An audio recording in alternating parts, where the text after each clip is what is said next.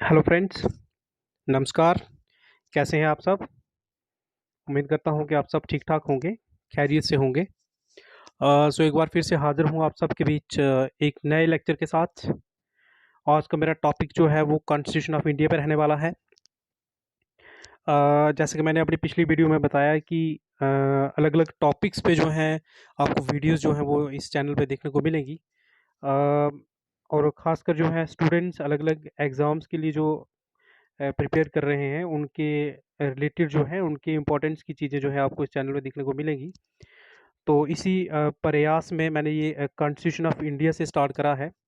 Constitution of India को start करने का मेरा मकसद यही है, क्योंकि किसी भी लेवल का एग्ज़ाम हो, कोई भी एग्ज़ाम हो, आप उठा के देख लीजिए, उसका मेजर चंक जो है, मेजर पोर्शन जो है उस एग्ज़ाम का, उसमें जो है इंडियन कॉन्स्टिट्यूशन जो है, Indian polity, constitution of India जो है, इनका डोमिनेंस रहता है।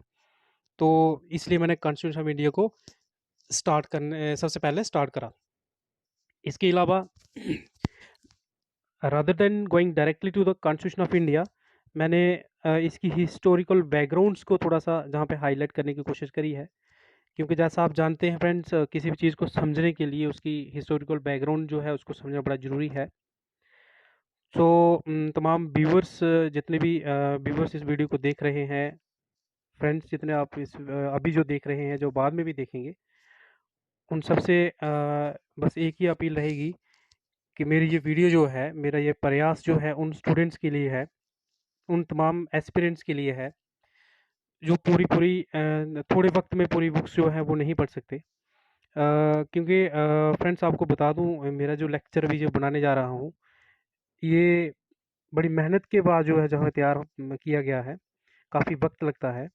तो इसलिए आप तमाम व्यूवर्स से मेरी रिक्वेस्ट है कि ज़्यादा से ज़्यादा जो है इस वीडियो को शेयर करें, ताकि उन स्टूडेंट्स तक ये वीडियो पहुंच सके, जो किसी ना किसी तरीके से तैयारी तो करना चाहते हैं, लेकिन वक्त ना होने की वजह से वक्त ना होने की वजह से वो अपनी तैयारी बीच में ही छोड़ देते हैं।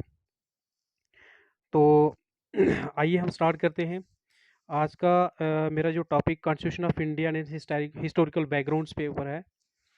तो सबसे पहले आपको बताना चाहूँगा कि इसकी हिस्टोरिकल बैकग्राउंड्स मैंने यहाँ पे क्यों डिस्कस करना बेटर समझा, क्योंकि जहाँ सामने स्क्रीन पे आप देख रहे हैं, various features of the Indian constitution and polity have their roots in the British rule.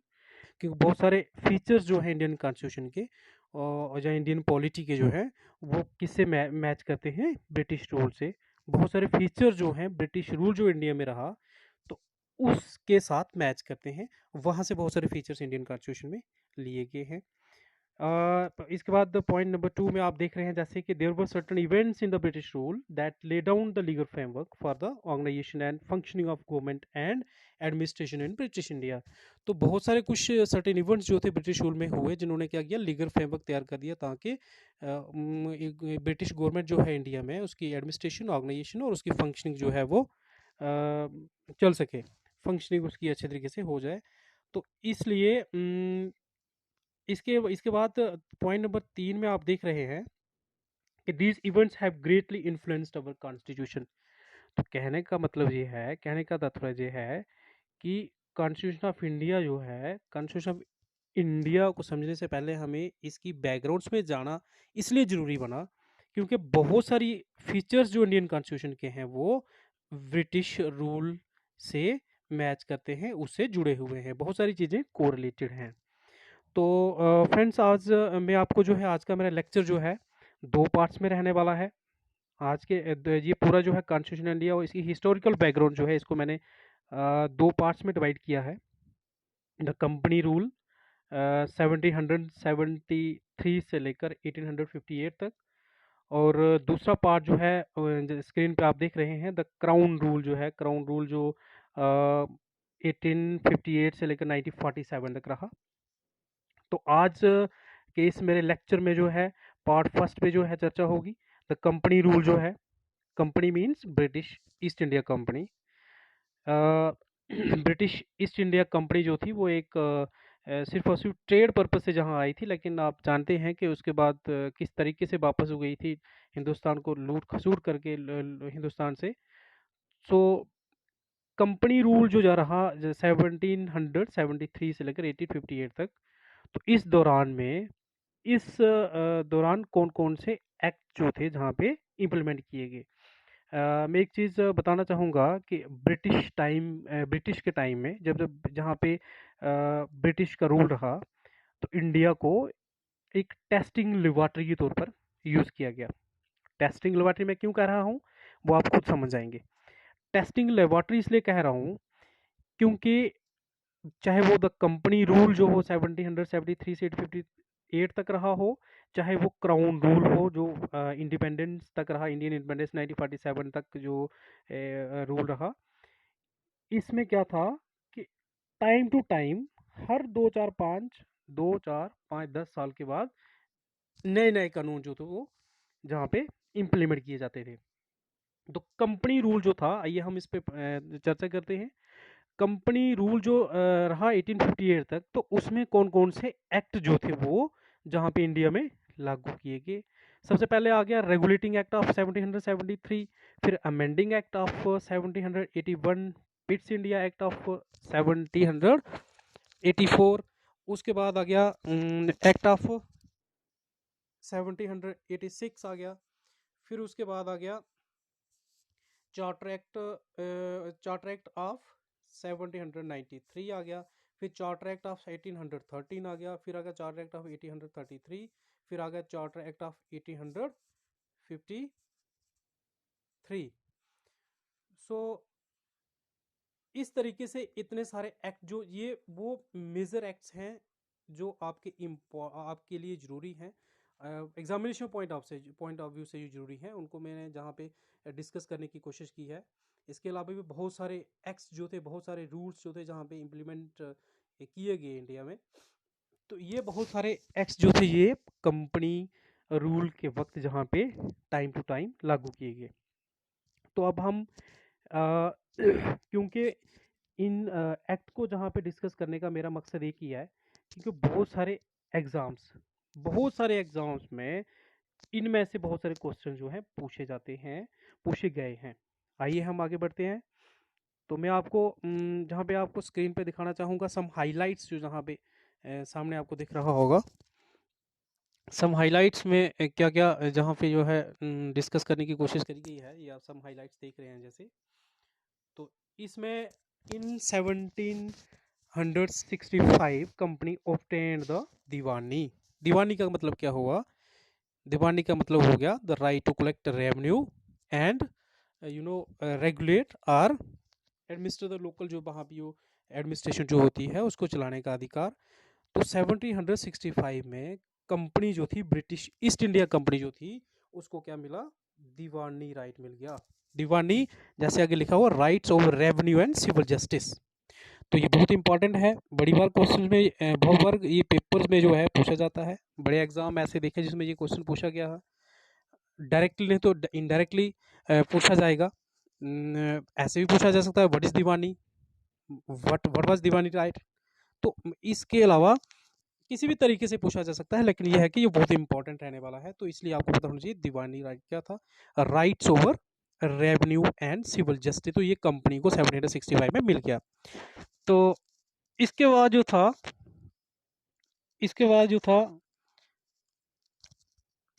अगला जो था ये एक्ट जो इन्होंने लागू किया, जहाँ पे रेगुलेटिंग एक्ट ऑफ ये सारे एक्ट जो मैंने आपको पहले बता दिए थे, अब इनके फीचर्स जो हैं, ये ऐसे रेगुलेटिंग एक्ट वगैरह बहुत सारे जो एक्ट्स मैंने यहाँ पे दिखाए हैं, जहाँ पे इस लेक्चर में कवर करने की कोशिश की है।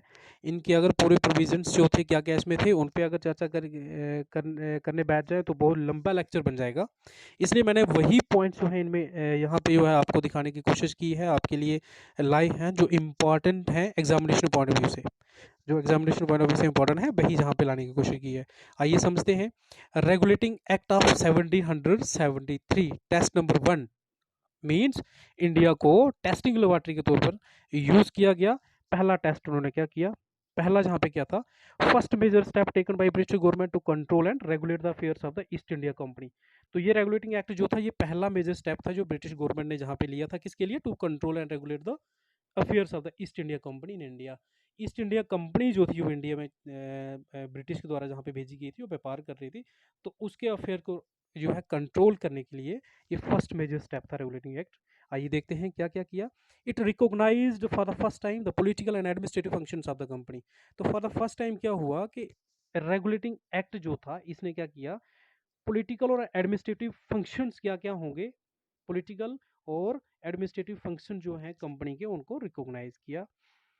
इसके बाद laid the foundation of central administration in India. उसके बाद क्या था कि सेंट्रल एडमिनिस्ट्रेशन जो है उसकी फाउंडेशन जो हुई, बुनियाद जो थी वो इंडिया में रखी गई। सेंट्रल एडमिनिस्ट्रेशन कैसे, सेंट्रल एडमिनिस्ट्रेशन अभी आपको सामने आ जाएगा। सेंट्रल एडमिनिस्ट्रेशन मीन्स कि एक सेंटर जहाँ से पूरी एडमिनिस्ट्रेशन चलाई जाए।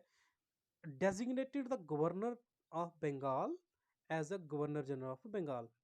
इस तरीके से ये आप जहाँ पे देख रहे हैं कि जो गवर्नर ऑफ बंगाल था, गवर्नर ऑफ बंगाल जो था उसको इन्होंने गवर्नर जनरल ऑफ बंगाल बना दिया। किस एक्ट के तहत, ये इस रेगुलेटिंग एक्ट जो था, रेगुलेटिंग एक्ट था इसके तहत इसको क्या बना दिया, गवर्नर जनरल बना दिया।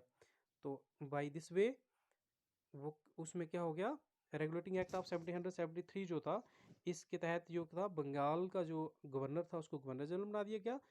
तो इस तरीके से सेंट्रलाइजेशन जो अभी हम पढ़ रहे थे, सेंट्रलाइजेशन ऑफ एडमिनिस्ट्रेशन जो थी, सेंट्रल एडमिनिस्ट्रेशन जो थी जहाँ पे स्थापित हो गई।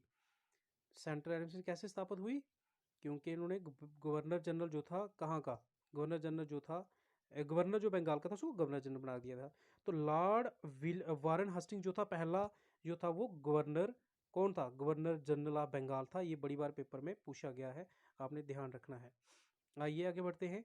तो इसका एक और प्रोविजन जो था, सुप्रीम कोर्ट एट कलकत्ता 1774 में एक सुप्रीम कोर्ट जो थी वहाँ पे एस्टेब्लिश जो थी वो करने का एक प्रोविजन इसमें रखा गया था। इसके अलावा इसके बाद जो था इस रेगुलेटिंग एक्ट में क्या क्या डिफेक्ट्स हैं, क्या क्या कमियां रह गई हैं, उनको दुरुस्त करने के लिए, उनको रेक्टिफाई करने के लिए इन्होंने क्या किया, एक और जहाँ पे जो था वो एक्ट लाया, एक और जहाँ पे जिसको हम क्या कहते हैं, अमेंडिंग एक्ट कहते हैं। अमेंडिंग एक्ट, उसको हम अमेंडिंग के साथ साथ एक्ट ऑफ सेटलमेंट भी कहते हैं।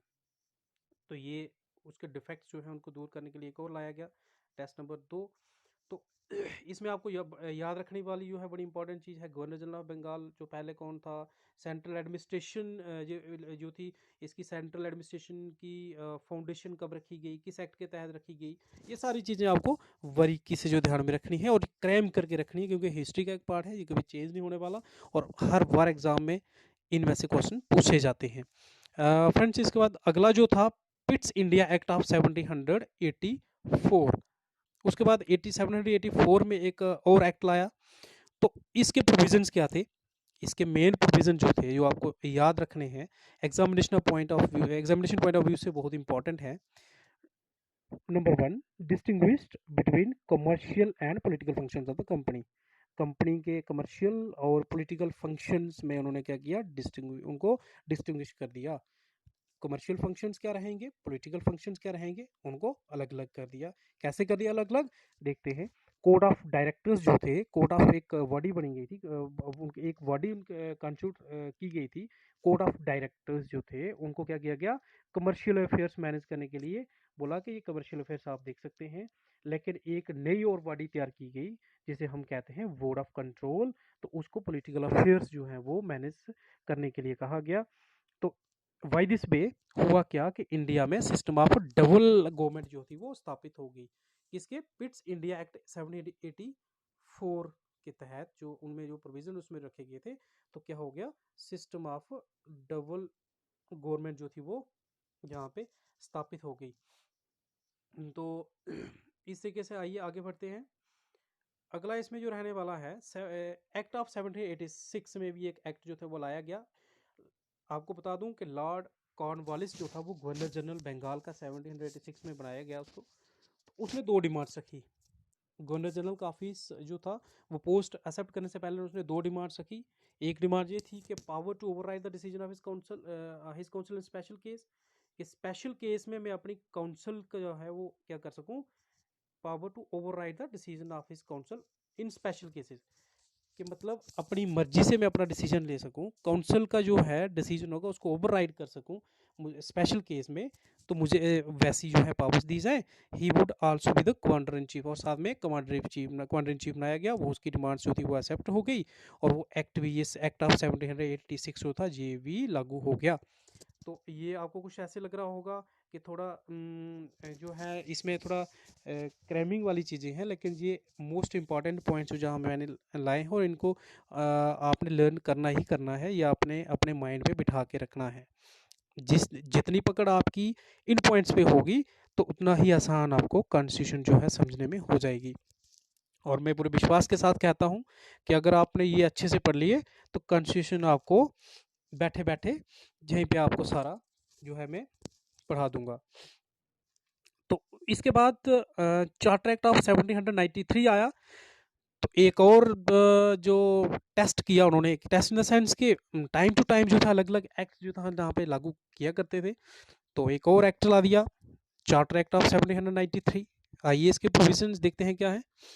तो इसमें क्या किया, इन्होंने क्या किया कि जो ओवरराइडिंग पावर कॉर्नवालिस को जो दी, लॉर्ड कॉर्नवालिस को जो दी थी गवर्नर जनरल बंगाल का, उसको जो दी थी उसकी डिमांड पे, तो वो एक्सटेंड करके इन्होंने क्या कर दी कि आने वाले जितने भी गवर्नर जनरल्स होंगे वो पावर्स उनको भी दी जाएंगी, and governors of the presidencies के जो गवर्नर होंगे बाकी उनको भी।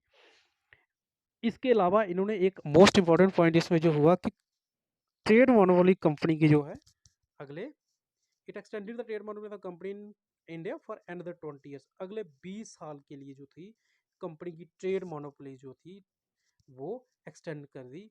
और इसके अलावा क्या किया, member of the board of control and their staff were henceforth to be paid out of the Indian revenue.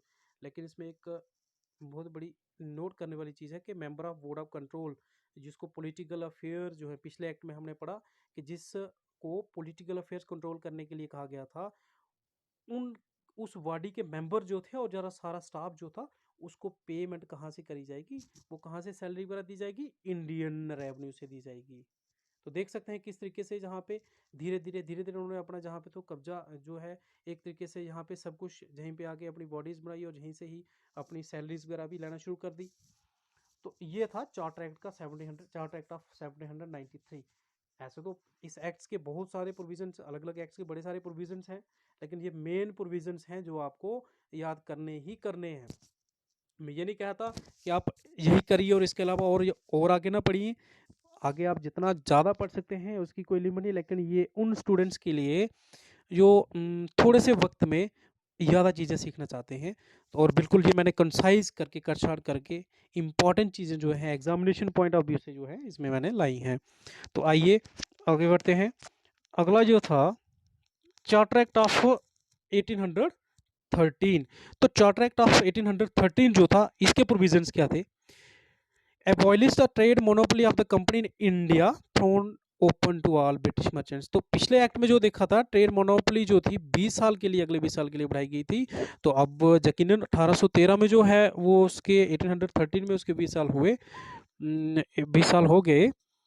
तो अब क्या किया उन्होंने, ट्रेड मोनोपोली जो थी कंपनी को एबॉलिश कर दी, और वहाँ पे thrown open to all British merchants, जितने भी ब्रिटिश के मर्चेंट्स और भी सारे जो थे वो जहाँ पे जो ट्रेड वगैरह कर सकते हैं, सबके लिए मतलब ट्रेड करने का जो है उन्होंने रास्ते खोल दिए। रिटेन द, आल्दो इन्होंने किया क्या कि कंपनी की जो है मोनोपोली किस पे होना चाहिए, ट्रेड इन टी, टी के ऊपर, जो टी में जो ट्रेड है उसमें मोनोपोली इनकी रहेगी कंपनी की, East India company, British East India company की बात कर रहा हूँ। और इसके अलावा allowed the Christian missionaries to come to India for the purpose of enlightening the people. बहुत इंपॉर्टेंट पॉइंट है। ये ऐसा भी पूछ सकते हैं कि किस एक्ट के तहत जो था, किस एक्ट के तहत जो था क्रिश्चियन मिशनरीज को अलाउ किया गया कि वो इंडिया में आए और यहाँ के लोगों को एनलाइटन करें, तो ये चार्टर एक्ट ऑफ 1813। तो इसलिए इसका एक और फीचर ये बनता है। इसके अलावा provided for the supply of western education among the inhabitants of the British territories in India.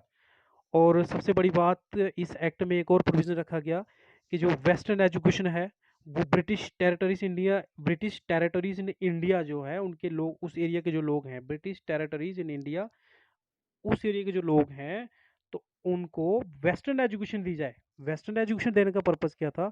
क्योंकि उन्होंने जहाँ पे आकर व्यापार करना था, जहाँ पे अपनी गवर्नमेंट स्थापित करनी थी, जहाँ से जो है जितना हो सकता था लूट खसुट वो जहाँ पे मचानी थी।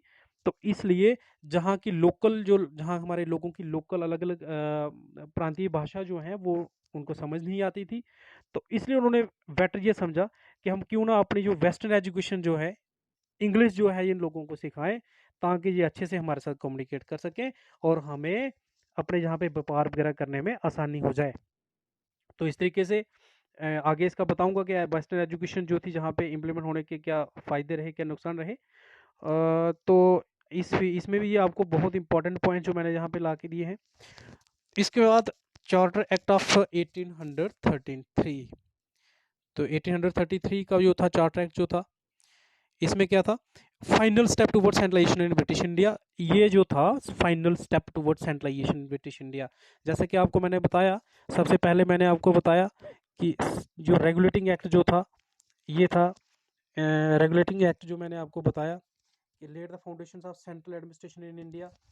रेगुलेटिंग एक्ट ऑफ 1773 जो था, इसने क्या किया था? इसने फाउंडेशन रखी थी सेंट्रल एडमिनिस्ट्रेशन की, जहाँ पे आप देख सकते हैं इसके तहत ये हुआ था।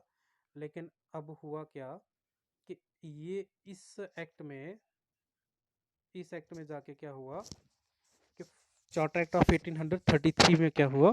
फाइनल स्टेप ये था, इसमें फाइनल मूव जो था जहाँ पे एक ये आप सामने देखते हैं फाइनल स्टेप जो था ये सेंट्रलाइजेशन में। सेंट्रलाइजेशन कैसे? It made the governor general of Bengal as a governor general of India. पिछले जो आपने पहला मैंने बताया उसमें क्या था? गवर्नर ऑफ बंगाल जो था उसको गवर्नर जनरल ऑफ बंगाल बनाया गया था। लेकिन अब उसमें मैंने कहा था वो बुनियाद रखी गई थी वहां पे। लेकिन चार्टर एक्ट ऑफ 1833 में कैसे उन्होंने कैसे ये फाइनल स्टेप है? क्योंकि उनका मकसद था पूरे इंडिया को कंट्रोल करना। तो गवर्नर जनरल ऑफ बंगाल जो है, गवर्नर जनरल ऑफ बंगाल को उन्होंने गवर्नर जनरल ऑफ इंडिया बना दिया और उसको vested in him all civil and military powers. तो सारी जितनी भी सिविल और मिलिट्री पावर्स जो थी वो सारी किसको दे दी? गवर्नर जनरल ऑफ इंडिया को दे दी। तो बहुत इंपॉर्टेंट पॉइंट है। अब बड़ी बार ऐसा डायरेक्ट तो क्वेश्चन नहीं आएगा, ये पूछा जाएगा कि ऐसा तो नहीं कि who was the first governor general of India, क्योंकि वो टाइम चला गया कि जब ऐसे पूछा जाता था। लेकिन फिर भी आपको ऐसे घुमा फिरा के पूछा जा सकता है कि गवर्नर जनरल ऑफ जो अपना गवर्नर जनरल ऑफ इंडिया जो था वो किस एक्ट के तहत जो बनाया गया था। जहाँ जैसे गवर्नर जनरल ऑफ बंगाल को गवर्नर जनरल ऑफ इंडिया जो बनाया गया, किस एक्ट के तहत बनाया गया? तो लॉर्ड लॉर्ड विलियम वेंटिक जो था वो first governor general of India था। ये बहुत याद रखने वाली चीज़ है कि लॉर्ड विलियम बेंटिंग जो था first governor general of India था। आइए अगला देखते हैं। इसके बाद क्या हुआ? इसके बाद governor general of India was given exclusive legislative powers for the entire British India. तो गवर्नर जनरल ऑफ इंडिया जो बनाया गया तो उसको एक्सक्लूसिव लेजिस्लेटिव पावर्स दी गई। पूरी एंटायर ब्रिटिश इंडिया के लिए आप लेजिस्लेट कर सकते हैं, कानून बना सकते हैं। अगला पॉइंट इसका था attempted to introduce a system of open competition for selection of civil servants। तो सिविल सर्वेंट्स जैसे आज कोई भी सिविल सर्विस एस्पिरेंट जो है वो एग्जाम ओपन कंपटीशन सिस्टम है। लेकिन अंग्रेजों के टाइम में, खासकर कंपनी रूल में और अंग्रेजों के टाइम में क्या था कि इंडियन जो थे, इससे पहले इंडियन जो थे वो क्या नहीं कर सकते थे, इसमें हिस्सा नहीं ले सकते थे, इसमें कंपटीशन नहीं कर सकते थे, एग्जाम नहीं दे सकते थे। तो इन्होंने इस एक्ट के तहत जो थी एक कोशिश करी कि एक सिस्टम ऑफ ओपन कंपटीशन हो, जहाँ पे सिस्टम ऑफ ओपन कंपटीशन हो जहाँ पे for selection of civil servants की सिलेक्शन के लिए जो है एक जो है ओपन कंपटीशन करवाया जाए। और साथ में ये भी कहा कि क्योंकि इस टाइम मैंने आपको बताया कि इंडियंस को थी वो परमिशन नहीं थी, इंडियन जो थे उसमें हिस्सा नहीं ले सकते थे। तो इस एक्ट में ये भी कहा गया कि Indian should not be debarred from holding any place. तो इंडियंस जो हैं उनको कोई भी प्लेस, कोई भी ऑफिस, एम्प्लॉयमेंट अंडर कंपनी जो है किसी भी पोस्ट में वो बैठ सकते हैं। इससे जो है इनको डिवार नहीं करना चाहिए इंडियंस को। ये इस एक्ट के तहत अंडर एक प्रोविजन रखा गया, लेकिन ये प्रोविजन जो था कैंसिल हो गया। क्यों? यहाँ पे court of directors opposed and provision was negated. Court of directors जो आपको मैंने पहले बताया, कोड ऑफ डायरेक्टर्स जो ऊपर जो थी एक बॉडी जो बनी थी, कोड ऑफ डायरेक्टर्स और बोर्ड ऑफ कंट्रोल, दो मैंने जो आपको बताए। तो कोड ऑफ डायरेक्टर्स जो कमर्शियल उनका वो जो दिया गया था उनको, कोड ऑफ डायरेक्टर्स जो कमर्शियल अफेयर्स रेगुलेट करने के लिए इनको पावर दी गई थी, तो उन्होंने क्या किया, अपोज किया और ये प्रोविजन जो था इम्प्लीमेंट नहीं हो सका। तो इस तरीके से ये चार्टर एक्ट ऑफ 1833 जो है, इसमें ये मुख्य जो है इसके ये मेन जो इसके प्रोविजंस थे। इसके अलावा भी बहुत सारी चीज़ें इसमें, लेकिन जी एग्जामिनेशन पॉइंट व्यू से फिर से कह रहा हूँ कि एग्जामिनेशन पॉइंट ऑफ व्यू से ये सारी लेक्चर्स जो तैयार किए जा रहे हैं, किसी भी लेवल का एग्जाम हो, ये सारी चीज़ें जो हैं आपको याद रखने वाली हैं। इसके बाद चार्टर एक्ट ऑफ 1853, तो ये कंपनी रूल में, कंपनी रूल के दौरान का ये है लास्ट उनका ये वो एक एक्ट उन्होंने लाया, चार्टर एक्ट ऑफ 1853। तो इसमें क्या था, it separated for the first time legislative and executive functions of the governor generals council. तो फॉर द फर्स्ट टाइम हुआ क्या कि इस एक्ट के तहत क्या हुआ, लेजिस्लेटिव और एग्जीक्यूटिव फंक्शन जो थे गवर्नर जनरल्स की काउंसिल के, उनको सेपरेट किया गया। और इसके अलावा provided for addition of 6 new members called legislative councillors to the council. और इसके अलावा 6 नए मेंबर्स जो थे वो ऐड करने का प्रोविजन जो था वो इसमें रखा गया, किसमें, लेजिस्लेटिव ये अपना काउंसिल में 6 न्यू मेंबर्स जो थे ऐड करने का प्रोविजन रखा गया। इन 6 न्यू मेंबर्स को लेजिस्लेटिव काउंसलर्स भी कहते थे। तो इसके बाद इंट्रोड्यूस्ड एंड ओपन कंपटीशन, तो पिछले एक्ट में जैसे आपको बताया, अभी आपने देखा चार्टर एक्ट ऑफ 1833 में जो था एक प्रयास किया गया कि ओपन कंपटीशन सिस्टम हो, ओपन कंपटीशन सिस्टम हो, लेकिन वो कोर्ट ऑफ डायरेक्टर्स की वहाँ पे जो है कोर्ट ऑफ डायरेक्टर्स ने जो है उसको अपोज किया था, वो हो नहीं पाया जहाँ पे अटेम्प्ट की गई थी। लेकिन इस एक्ट के तहत क्या हुआ, इस एक्ट में जो था वो इंट्रोड्यूस किया गया open system, introduce an open competition system of selection and recruitment of civil servants, recruitment civil servants की रिक्रूटमेंट के लिए ओपन सिस्टम जो था वो इंट्रोड्यूस किया गया। और अकॉर्डिंगली मैक्यूले कमेटी जो थी वो इंडियन सिविल सर्विस पे अपॉइंट हुई थी, कब हुई थी, 1854 में। ये भी आपको पूछा जा सकता है, मैक्यूले कमेटी जो थी किस एक्ट के तहत हुई थी, जो थी अपॉइंट की गई थी मैक्यूले कमेटी जो थी, और कब हुई, 1854 में। It introduced for the first time local representation in Indian Legislative Council। तो इंडियन लेजिस्लेटिव काउंसिल में लोकल रिप्रेजेंटेशन हो, इस चार्टर एक्ट में ये प्रोविजन रखा गया और ये फॉर द फर्स्ट टाइम रखा गया।